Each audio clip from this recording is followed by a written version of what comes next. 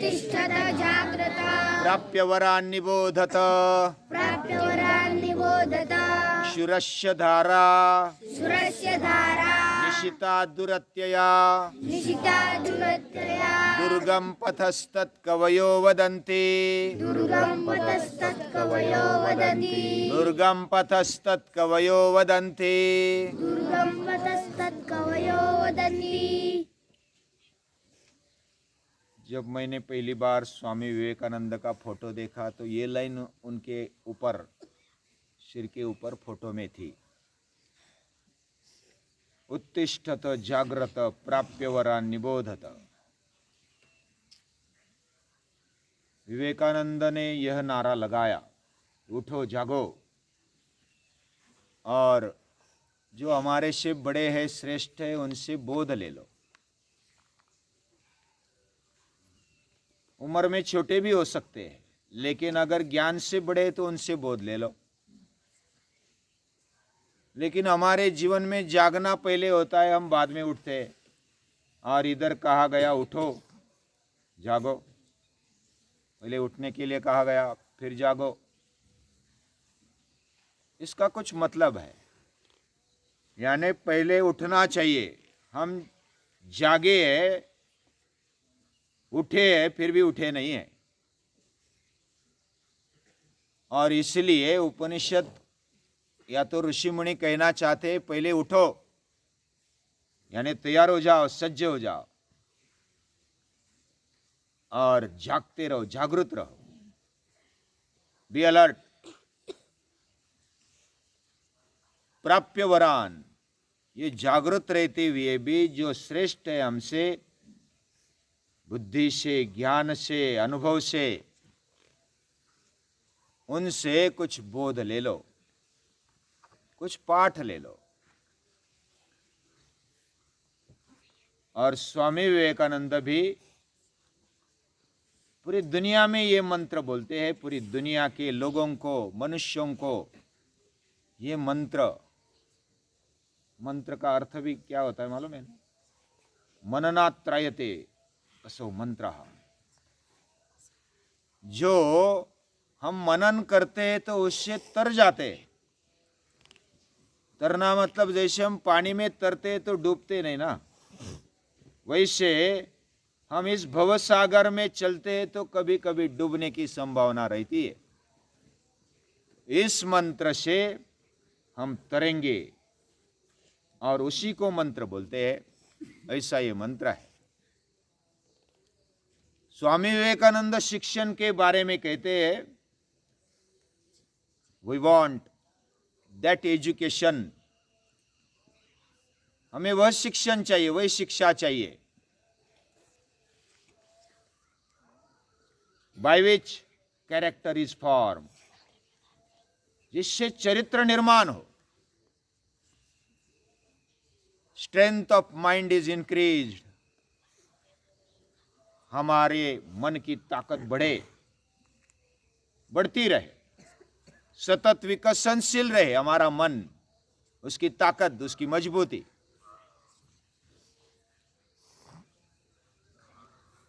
The intellect is expanded, हमारी बुद्धि उदात्त हो, प्रगल्भ हो,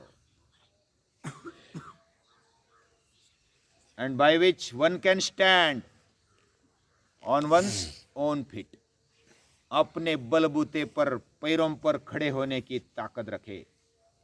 ऐसी शिक्षा होनी चाहिए, ऐसे स्वामी विवेकानंद कहते हैं।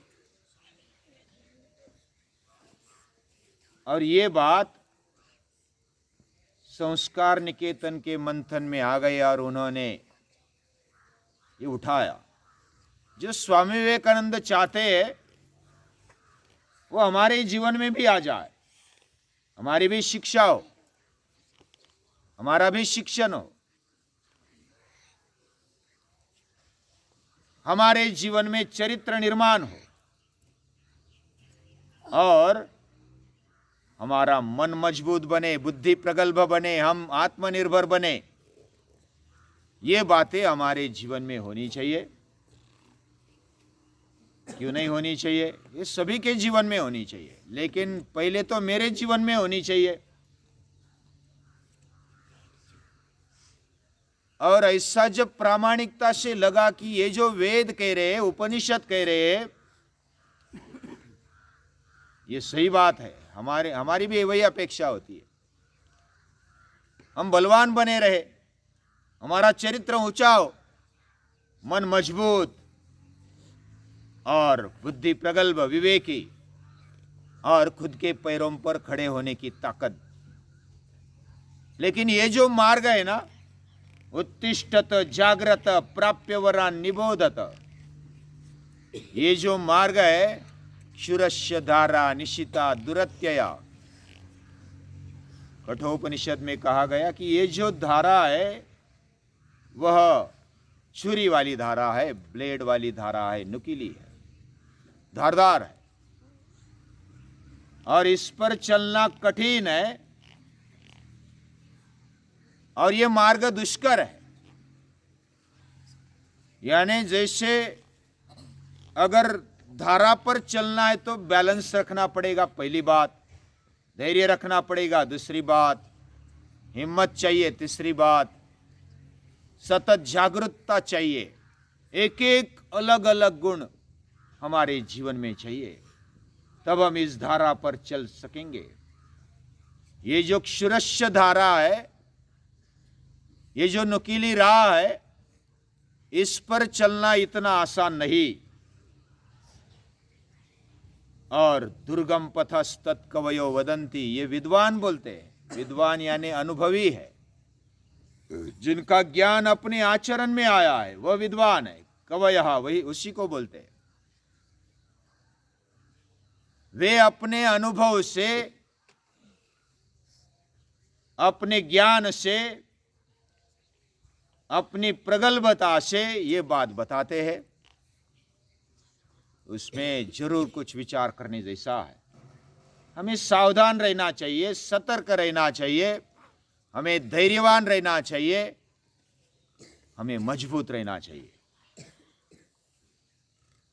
ऐसा ये रास्ता है, ऐसी ये राह है। अभी संस्कार निकेतन ने इस राह पर चलना सोचा।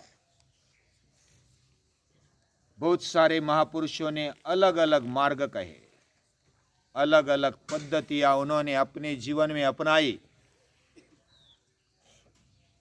और वो आगे बढ़े, हमें मार्गदर्शन मिला। और वेद कहते हैं आनो भद्रा क्रतो जंतु विश्वतः। वेदों की शुरुआत ही भद्र सूक्त से हो गई और उसका पहला मंत्र ही आनो भद्रा क्रतो जंतु विश्वतः।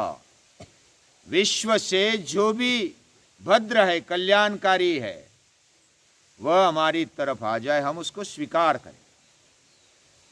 जो भी योग्य है, अच्छा है, हितकारी है, कल्याणकारी है, वह स्वीकारने की वेदों की तैयारी है। बुद्धि प्रामाण्य होते हुए भी वेदों की उदारता, उदात्तता बहुत ही बड़ी है। वेदों का हृदय बड़ा है। और हम जिधर रह रहे हैं वो वैदिक पाठशाला उसको बोलते हैं। वेद पूरे महीने भी पढ़े नहीं। वेदों का सार उपनिषदों में आता है, वह भी पढ़ने का, समझने का प्रयास मैं कर रहा हूं।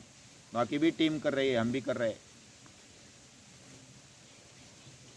और उससे ज्यादा सार पूरे वेदों का, उपनिषदों का सार अगर किधर आया है तो वो गीता में है। तो गीता का अभ्यास हम हर रोज करते हैं, फिर भी समझना इतना आसान नहीं। बहुनाम जन्मनामन्ते ज्ञानवान माम प्रपद्यते, यानी बहुत जन्म लगेंगे, जो ज्ञानवान है उसी वही मुझे मिलेगा, वही मुझे प्राप्त होगा, ऐसी गीता कहती है। मनुष्यानाम सहस्रेषु कश्चिद यतति सिद्धये। और ये लंबा रास्ता है, ये बात तो गीता बताती है और उपनिषद भी बताते हैं। ये लंबा रास्ता है, एक जन्म में खत्म होने वाली बात नहीं। और ये लंबा रास्ता तय करने के लिए हिम्मत चाहिए, धैर्य चाहिए, ताकत चाहिए, मन की मजबूती चाहिए, बुद्धि की प्रगल्भता चाहिए, विवेक चाहिए, स्वयं निर्भर बनने की इच्छा होनी चाहिए और स्वयं निर्भर बनकर आगे बढ़ना चाहिए।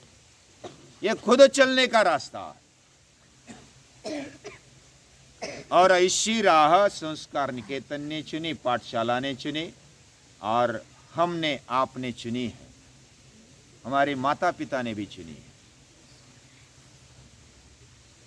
ये राह कठिन है, फिर भी इससे ही हमारा जीवन अच्छा बनेगा, योग्य बनेगा, बड़ा बनेगा। और हम ये रास्ते पर चल रहे हैं।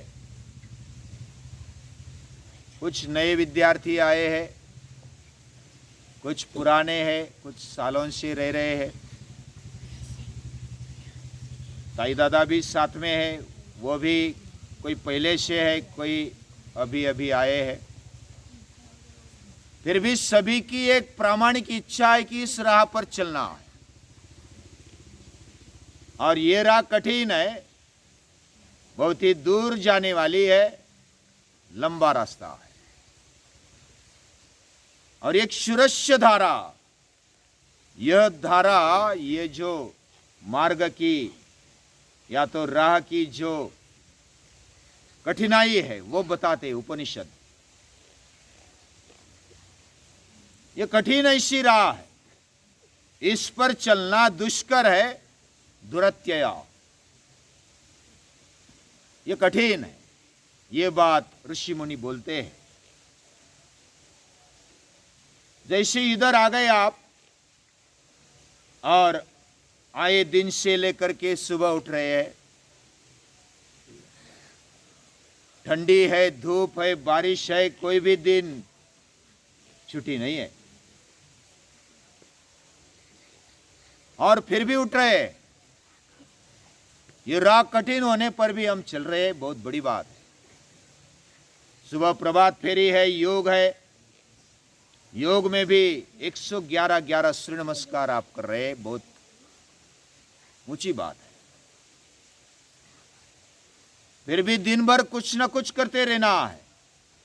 खाना भी समय पर है, घर में होते तो जब भी हमारे मन में आए खा लेते, इधर वैसा नहीं है।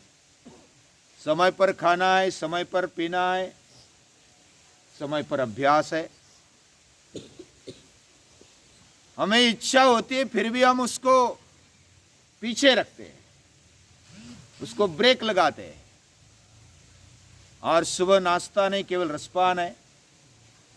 भोजन है, भोजन में भी दाल भात, दाल चावल, रोटी सब्जी, साधारण ऐसा भोजन है।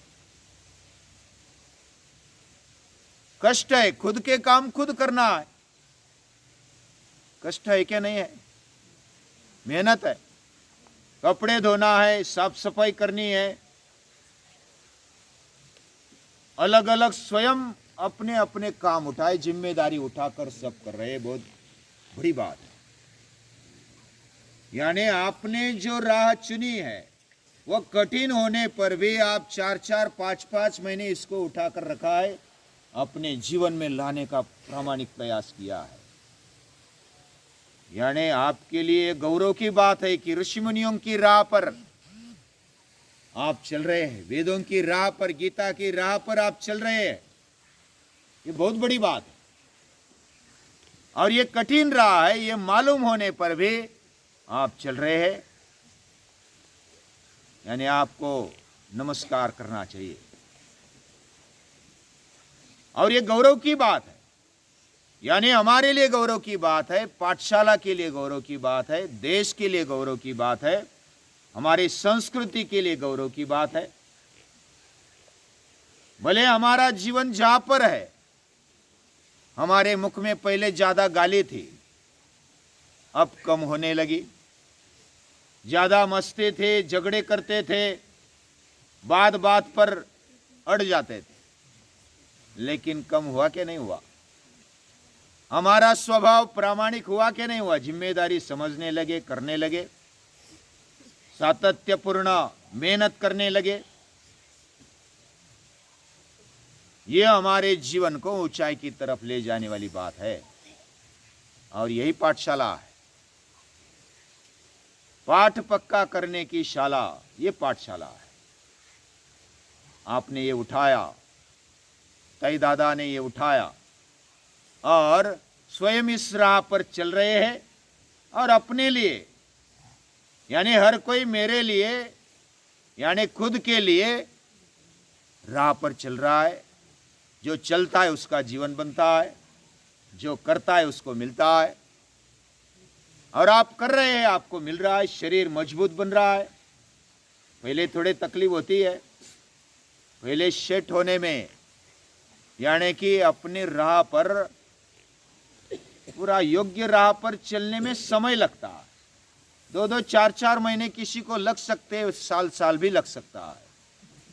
लेकिन एक जो महान अभी धनवान ऐसी व्यक्ति है, बिल गेट्स, उन्होंने एक बात बताई थी, जिधर भी अच्छा मिले उसको लेना चाहिए। उन्होंने एक बात बताई, जो व्यक्ति 10,000 घंटे तक एक राह पर चलेगा, भले वो उद्योग हो, कोई धंधा हो, पानी हो, जो भी व्यवसाय, उसके राह पर अगर मन से, दिल से 10-10 हजार घंटे चलता है तो वह स्थिर हो जाता है। इतना कम से कम तप होना चाहिए। अभी 10,000 घंटे कब हो गए? अभी दिन में हम कितने काम करते हैं? समझो कि 10 घंटे। हाँ, एक दिन का 10 घंटा हो गया, 10 दिन के 100 घंटे हो गए, एक महीने के 300 घंटे हो गए, एक साल के 2 महीने छोड़ दो, 3,000 घंटे हो गए, 3 साल के 9,000 घंटे हो गए, 3 साल के। तो थोड़ा ज्यादा करेंगे, 10 से 11-12 घंटे करेंगे, मन में रखेंगे कि मुझे चलना है इस राह पर, तो 3 साल में 10,000 घंटे हो सकते हैं। और 3 साल में जो मन से, दिल से इस राह पर चलेगा, वो मजबूत बनेगा। वो दुनिया में किधर भी पीछे नहीं रहेगा, कौन से भी समस्या का समाधान उसके पास रहेगा, वो टक्कर देगा। हम शारीरिक रूप से मजबूत बन रहे हैं, मेहनत करते, पसीना बहाते, खेल खेलते, श्रम करते, सूर्य नमस्कार निकालते। वैसे हम मानसिक रूप से प्रार्थना करते हैं, कुछ ध्यान करते हैं, सातत्यपूर्ण कृति करते हैं, बुद्धि को प्रगल्भ बनाने के लिए वाद विवाद करते, संवाद करते, कुछ अभ्यास करते, गीता का अभ्यास करते, और अपने बलबूते पर खड़े होने के लिए जिम्मेदारी उठाते हैं। तो हमारी राह आगे चल रही है, हम राह पर आगे चल रहे हैं। और राह पर चल रहे, इसका मतलब कुछ खामियां भी है और बहुत कुछ पाना भी है, लेकिन एक एक कदम आगे बढ़ रहे हैं। ये बहुत बड़ी बात है। आप सभी को धन्यवाद देते हुए, आप सभी को, ताई दादा को मेरा नमस्कार है।